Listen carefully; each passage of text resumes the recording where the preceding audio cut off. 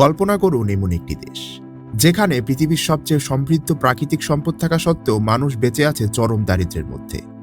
এটাই হচ্ছে কঙ্গো, একটি রহস্যময়, ভয়ানক এবং একই সাথে বিস্ময়কর দেশ।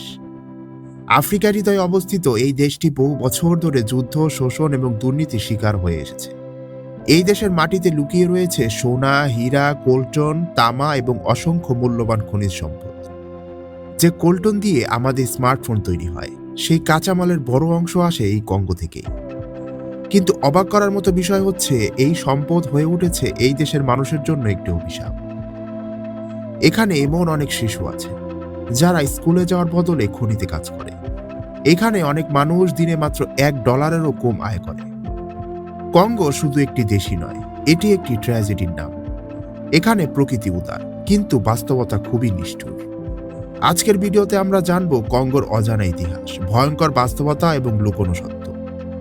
শ্রীবান বাংলায় নতুন হলে সাবস্ক্রাইব করতে ভুলবেন না। কঙ্গো বলতে আমরা সাধারণত বুঝি ডেমোক্রেটিক রিপাবলিক অব কঙ্গো বা DRC। এটি আফ্রিকা মহাদেশের মধ্যভাগে অবস্থিত একটি বিশাল দেশ। আয়তনের দিক থেকে এটি আফ্রিকার দ্বিতীয় বৃহত্তম দেশ। এর আয়তন প্রায় 23 লক্ষ বর্গ কিলোমিটার, যা বাংলাদেশের প্রায় 15 গুণ বড়। কঙ্গো দেশ প্রায় 9টি দেশের সাথে নিজেদের সীমান্ত ভাগ করে নিয়েছে, যা এটিকে ভৌগোলিকভাবে অত্যন্ত গুরুত্বপূর্ণ করে তুলেছে। কঙ্গোর মধ্য দিয়ে প্রবাহিত হয়েছে বিশ্বের অন্যতম শক্তিশালী নদী কঙ্গো নদী। এই নদী শুধু আফ্রিকারই নয়, পৃথিবীর দ্বিতীয় বৃহত্তম জলপ্রবাহ বহনকারী নদীও। কঙ্গো নদী এত গভীর যে কিছু জায়গায় এর গভীরতা প্রায় 220 মিটার পর্যন্ত পৌঁছে যায়। কঙ্গোর বিশাল অংশ জুড়ে রয়েছে ঘন রেইন ফরেস্ট, যাকে বলা হয় আফ্রিকার ফুসফুস।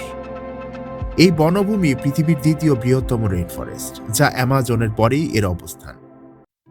এই জঙ্গলে এমন অনেক প্রাণী ও উদ্ভিদরা রয়েছে যা পৃথিবীর আর অন্য কোথাও পাওয়া যায় না। কঙ্গোর আবহাওয়া খুবই গরম এবং আর্দ্র, কারণ এটি নিরক্ষরেখার খুবই কাছাকাছি অবস্থিত। এখানে প্রায় সারা বছরই বৃষ্টিপাত হয়, যা বনজ সম্পদকে সমৃদ্ধ করেছে। তবে এই ভৌগোলিক বৈশিষ্ট্যই অনেক সময় মানুষের জন্য অভিশাপ হয়ে দাঁড়ায়, কারণ ঘন জঙ্গল এবং দুর্বল অবকাঠামোর কারণে যোগাযোগ ব্যবস্থা খুবই খারাপ। অনেক গ্রাম এখনো বাইরের পৃথিবী থেকে বিচ্ছিন্ন। এভাবে কঙ্গোর ভৌগোলিক অবস্থান একদিকে যেমন তাকে সমৃদ্ধ করেছে, অন্যদিকে তেমনি তাকে বিচ্ছিন্ন করে রেখেছে।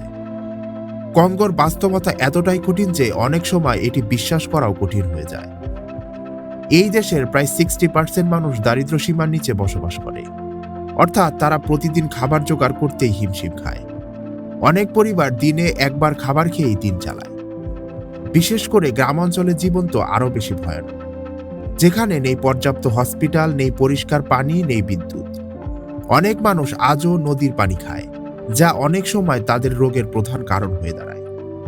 কঙ্গো দেশে শিশুদের অবস্থা তো আরও বেশি করুন। হাজার হাজার শিশু খনিতে কাজ করে, যেখানে তারা প্রতিদিন ঝুঁকি নিয়ে খনিজ উত্তোলন করে।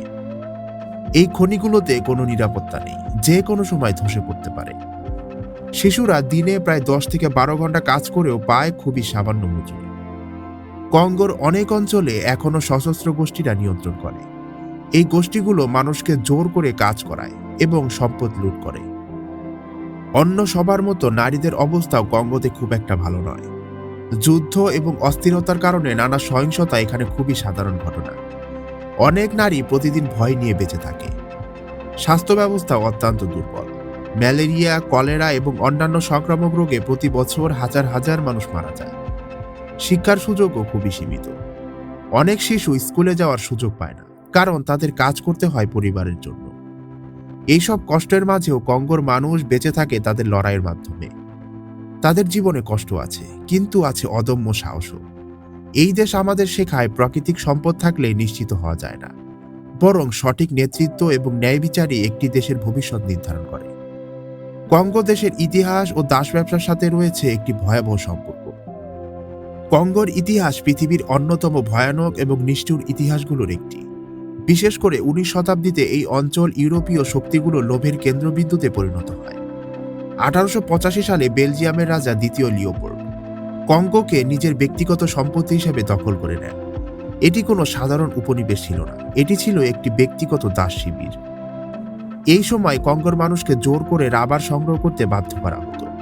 যারা নির্দিষ্ট পরিমাণ রাবার দিতে পারত না তাদের উপর চালানো হতো ভয়ঙ্কর নির্যাতন। অনেক সময় তাদের হাত কেটে ফেলা হতো, যা ইতিহাসে কঙ্গো অল্ট্রোসিটিস নামেও পরিচিত। ধারণা করা হয় তার শাসনামলে প্রায় 1 কোটি কঙ্গো মানুষকে মারা হয়। এটি মানব ইতিহাসের সবচেয়ে বড় গণহত্যারও একটি। শুধু শ্রম নয়, মানুষকে দাস হিসেবেও এখান থেকে বিক্রি করা হতো। পুরুষদের কাজের জন্য ধরে নিয়ে যাওয়া হতো, আর নারী ও শিশুদের রাখা হতো জিম্মি হিসেবে। এই নির্মম শাসন ব্যবস্থা পুরো সমাজ ব্যবস্থাকে ভেঙে দেয়। 1908 সালে আন্তর্জাতিক চাপের মুখে বেলজিয়াম সরকার কঙ্গোকে নিয়ন্ত্রণ নেয়, কিন্তু শোষণ বন্ধ হয়নি, শুধু রূপ বদলেছে। 1960 সালে কঙ্গো স্বাধীনতা লাভ করে, কিন্তু স্বাধীনতার পর শুরু হয় রাজনৈতিক অস্থিরতা, সামরিক অভ্যুত্থান এবং গৃহযুদ্ধ। এভাবে কঙ্গোর ইতিহাস শুধু দাস ব্যবসায় নয়, বরং শোষণ, রক্তপাত এবং বিশ্বাসঘাতকতার গল্প। এই ইতিহাস আজও কঙ্গোর বর্তমান অবস্থার উপর গভীর প্রভাব ফেলেছে। তবে এটা বলা যায়, কঙ্গো পৃথিবীর অন্যতম সমৃদ্ধ জীববৈচিত্র্যময় দেশ। এই দেশটি প্রকৃতির এক বিশাল ভাণ্ডার, যেখানে রয়েছে অগণিত বিরল প্রাণী ও উদ্ভিদ। কঙ্গো রেইন ফরেস্ট পৃথিবীর 2য় বৃহত্তম বনভূমি। এই বনভূমি হাজার হাজার প্রজাতির প্রাণীর আবাসস্থল। এখানে পাওয়া যায় বিরল মাউন্টেন গরিলা, যা পৃথিবীর সবচেয়ে বিপন্ন প্রাণীদের একটি। এছাড়াও এখানে আছে বনহাতি, ওকাপি এবং অসংখ্য প্রজাতির বানর। কঙ্গোর নদীগুলোতে রয়েছে অসাধারণ বৈচিত্র্য। কঙ্গো নদীতে প্রায় 700টিরও বেশি প্রজাতির মাছ পাওয়া যায়। এগুলোর অনেকেই পৃথিবীর অন্য কোথাও নেই। এই দেশের মাটির নিচে লুকিয়ে রয়েছে বিপুল পরিমাণ খনিজ সম্পদ। কঙ্গো বিশ্বের সবচেয়ে বড় কোবাল্ট উৎপাদন দেশ। এছাড়াও এখানে রয়েছে সোনা, হীরা, তামা এবং কোলটন। এই কোলটন ব্যবহার করা হয় মোবাইল ফোন এবং ইলেকট্রিক ডিভাইসে। প্রাকৃতিক সম্পদের দিক থেকে কঙ্গো পৃথিবীর সবচেয়ে ধনী দেশগুলোর একটি। কিন্তু এই সম্পদই আবার এই দেশের জন্য অভিশাপ হয়ে দাঁড়িয়েছে, কারণ এই সম্পদের জন্যই এখানে রয়েছে সংঘর্ষ, যুদ্ধ এবং বিদেশি হস্তক্ষেপ। প্রকৃতি কঙ্গোকে সবকিছু দিয়েছে, কিন্তু মানুষ তা কাজে লাগাতে পারেনি।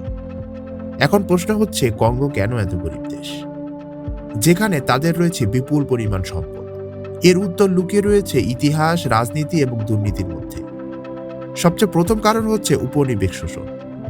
বহু বছর ধরে বিদেশিরা এই দেশের সম্পদ লুট করেছে। তারা কখনোই কঙ্গোর উন্নয়নের জন্য কিছুই করেনি। দ্বিতীয় কারণ হচ্ছে কঙ্গোর দুর্নীতি। সরকারের অনেক উচ্চপদস্থ ব্যক্তিরা নিজেদের লাভের জন্য দেশের সম্পদ বিক্রি করে দেয়, ফলে সাধারণ মানুষ কোনো সুবিধাই পায় না। তৃতীয় সবচেয়ে বড় কারণ হচ্ছে গৃহযুদ্ধ এবং অস্থিরতা। কঙ্গোতে দীর্ঘদিন ধরে সশস্ত্র সংঘর্ষ চলছে। এই যুদ্ধ দেশের অর্থনীতিকে পুরোপুরি ধ্বংস করে দিয়েছে। চতুর্থ কারণ হচ্ছে বিদেশি কোম্পানিদের প্রভাব। অনেক আন্তর্জাতিক কোম্পানি শুধু কম দামে খনিজ সম্পদ এখান থেকে নিয়ে বাইরে চলে যায়, কিন্তু এর লাভ স্থানীয় জনগণদের কাছে পৌঁছায়ই না। পঞ্চম কারণ হচ্ছে দুর্বল কাঠামো। রাস্তাঘাট, হসপিটাল, শিক্ষা সব ক্ষেত্রে উন্নয়ন খুবই কম, ফলে অর্থনীতি এগোতেই পারে না। সবশেষে শিক্ষার অভাবও একটি বড় কারণ।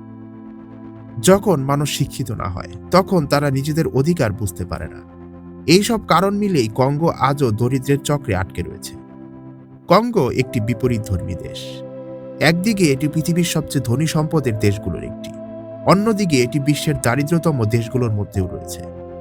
এই দেশের গল্প আমাদের শেখায় শুধু সম্পদ থাকলেই উন্নতি হয় না, প্রয়োজন সঠিক নেতৃত্ব, ন্যায় বিচার এবং মানবিকতা। কঙ্গোর মানুষ আজও সংগ্রাম করছে বেঁচে থাকার জন্য, নিজেদের অধিকার ফিরে পাওয়ার জন্য। তাদের এই সংগ্রাম আমাদের চোখ খুলে দেয়। আমরা যেসব প্রযুক্তি আজ ব্যবহার করছি, তার অনেক কিছুই এই দেশের মাটির সাথে জড়িত। তাই কঙ্গোর গল্প শুধু তাদেরই নয়, এটি আমাদের সবার গল্প। আজকের ভিডিওটি আপনার কাছে ইনফরমেটিভ লাগলে অবশ্যই ট্রিবান বাংলাকে সাবস্ক্রাইব করে রাখুন। দেখা হচ্ছে ট্রিবান বাংলার নতুন এপিসোডে।